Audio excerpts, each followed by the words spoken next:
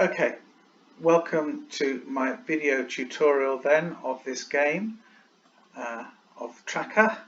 Okay, the first thing that I'm going to do is I'm going to open up my file there, and I'm going to drag my video into the screen and it will load it. Okay, and we say okay to that.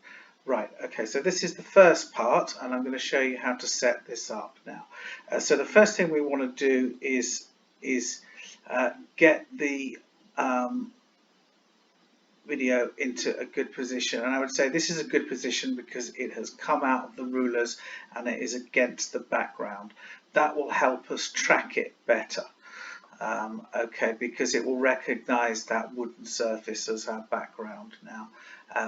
Okay, and what we want to do now is we want to put in a calibration stick. So here's a calibration stick coming up, and I shift and click, and I'm going to use this ruler here, and I'm going to that end on the 0 and the other end on 1, 2, 3, 4, 5 centimeter mark there, and I'll just straighten that up, and I'm gonna that's 5 centimeters, so it's 0.05 meters. Okay, so it knows that that distance there is 0.05 meters. I'll just make sure it's aligned properly. Okay, right, and the next thing we want to do is we want to put in some coordinate axis, okay, which is this purple cross button here, and if I click in the center of that, I can drag that to any position I want. Okay, so I'm going to put it just over here like that, and you can rotate this if you click on that little bar there, but it's not very sensitive.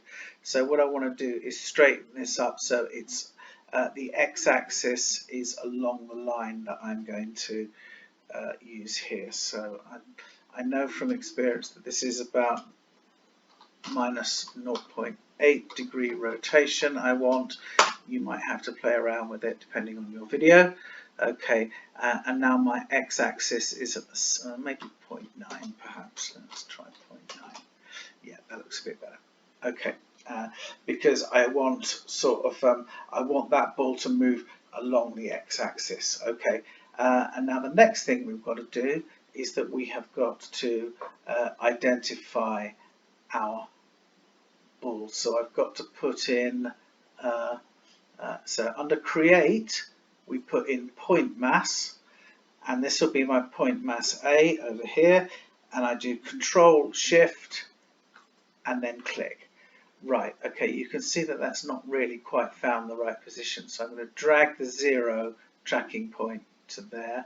This little box around here just helps it keep track of the object. Okay, and I'm going to start tracking this. So you can use the search, but if you use the search, it often loses the actual thing that it's tracking, and it sometimes switches from one object to another. So I'm going to use search next, which is kind of like a, alright, okay, search next. Okay, and then we go search next again, and we keep clicking that, and you'll see it's tracking it. Now I can immediately see that it's switched the object it's tracking. It does this. Okay, so I'm going to drag the 10, point number 10, into there, and now hopefully it will keep on tracking this one here. There we go. Search next, and I can put search on now, and it will automatically search the rest of that path there. Right, okay, so we can close that now, and we can create an again we have to rewind our video, so I'm going to drag that back like that. Doesn't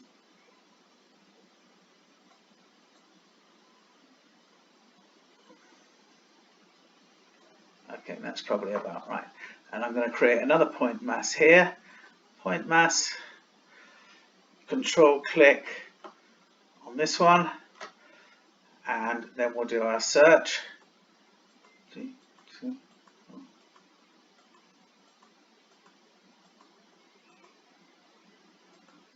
It's now tracking the right one, I think. Has it found it? No, it's not. Let's drag this one across. across here, it's followed the wrong one.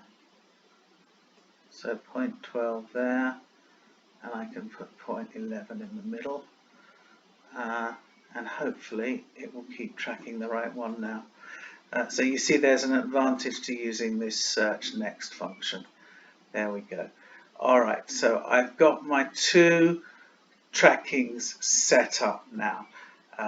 Okay, this has been running about 5 minutes. I'm going to record another video that will show you how to proceed from here.